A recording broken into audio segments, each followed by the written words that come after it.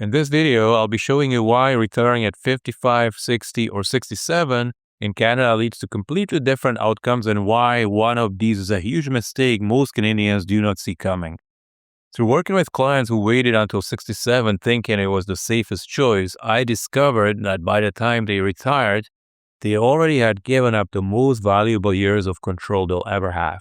That's exactly why I'm making the video today, to show you why the years between 55 and 65 are your best planning window and how waiting until 67 often means retiring into a system that dictates your income, your taxes, and your options. Let's get right into it. Why 67 feels safe, but it isn't. For most Canadians, retiring at 67 feels like the responsible choice. It lines up with CPP, it matches what your parents did, and it feels like the age where everything finally kicks in. There's a powerful assumption behind the thinking.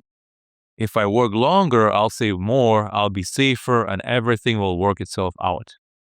And the assumption is reinforced every single day. A steady paycheck feels comforting.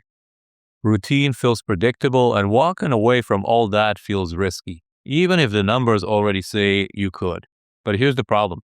Retiring at 67 doesn't actually feel safe because it's optimal. It feels safe because it's familiar. And in Canada, familiarity is expensive.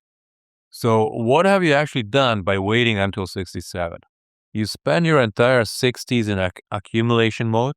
You delay decisions. You let RSPs grow untouched. You told yourself you'd figure out later. On paper, your net worth looks great, but in reality, something far more important happened. You quietly closed the most valuable planning window of your life. Instead of sequencing decisions over time, you stacked them. CPP turns on, OAS turned on, RIF conversion looms, all at once. And retirees who wait until 67 don't retire richer. They retire later into a system that already controls them. So waiting until 67 closes the doors you didn't know existed. Let me show you what makes the years between 55 and 65 so valuable. Planning window between 55 and 65. The years between 55 and 65 are unlike any other period in your financial life, and most Canadians do not even realize it exists. Why? Because this is the only time when your taxable income can be intentionally low. You may have stopped working, but CPP and OAS have not started yet. That means something incredibly powerful. Nothing is being forced onto your tax return. You decide what income shows up, you decide where it comes from, and you decide how much you pay, how much tax you pay. This is the most flexible tax environment you will ever experience. And more importantly, you are not just planning for this year, you are reshaping how your money will be taxed for decades. So what can you do in this window that you can do later? You can draw down RSPs intentionally at low tax rates. Instead of withdrawing at 30% or more later, you can fill the 15 to 20% tax brackets now. You can reduce the size of your RSP so the future RIF withdrawals are smaller and less damaging. You can protect your OAS before it even starts by ensuring your income stays below OAS thresholds at 65 and beyond. And you can build serious flexibility inside your TFSA, which becomes your escape valve later when forced income creates problems.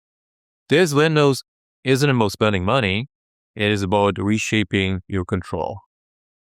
So the window between 55 and 65 is when you shape your future. Now let me show you what happens if you wait until 67 and actually miss it. What happens when you retire at 67? By the time you retire at 67, a lot is already locked in.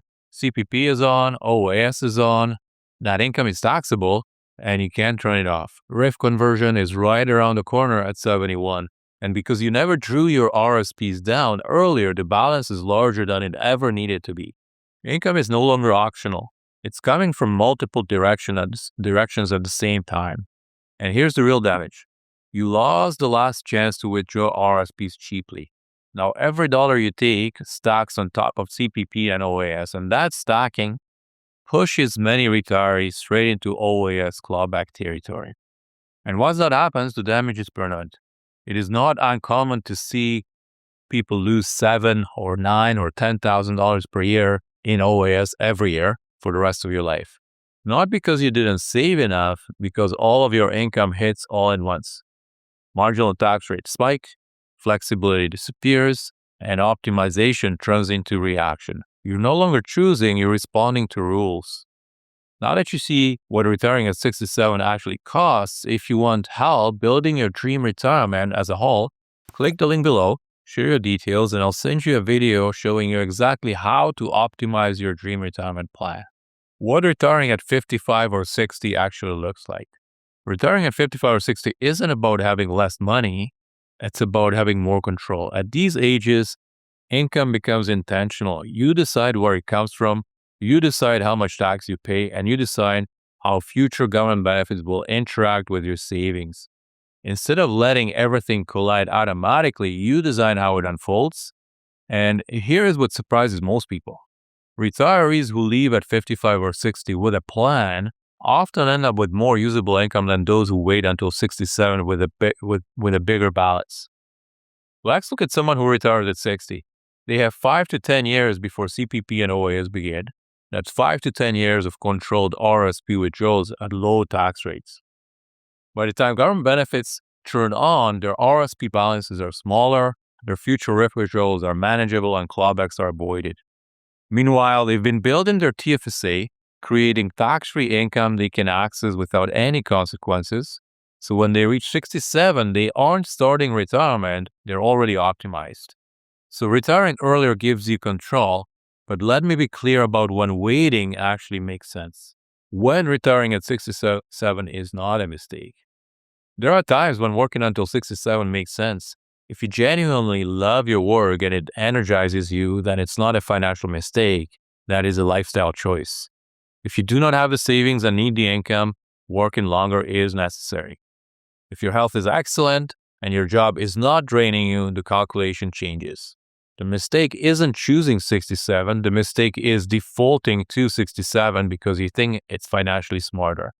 Choosing 67 means that you ran the numbers, you understand the trade-offs, and you're making an informed decision. Defaulting to 67 means that you assumed it was safer without realizing what you were giving up. Most Canadians default because they do not even know that the planning window exists. And while the informed choice might still be 67, the uninformed default almost always costs you money. Now that you see when 67 makes sense and when it doesn't, let's talk about what you should actually do with this information. Making a decision based on control, not fear. The real question isn't when can I afford to retire? It is when do I have the most control over my tax future? Earlier retirement with plan almost always beats later retirement without one. The goal isn't stacking income accidentally, it is sequencing income strategically. And once you understand this, retirement decision changes. It's no longer am I ready? It becomes am I using my tax window? In Canada, retiring at 67 is often the biggest mistake, not because you can't retire then, but because your best years of control are already gone. The years between 55 and 65 determine how much tax the next 30 years you will be paying. And the people who wait don't retire richer, they retire later into a system that dictates everything. The retirees who understand this leave earlier, pay less tax over their lifetime, and feel calm because they build control instead of hoping for it.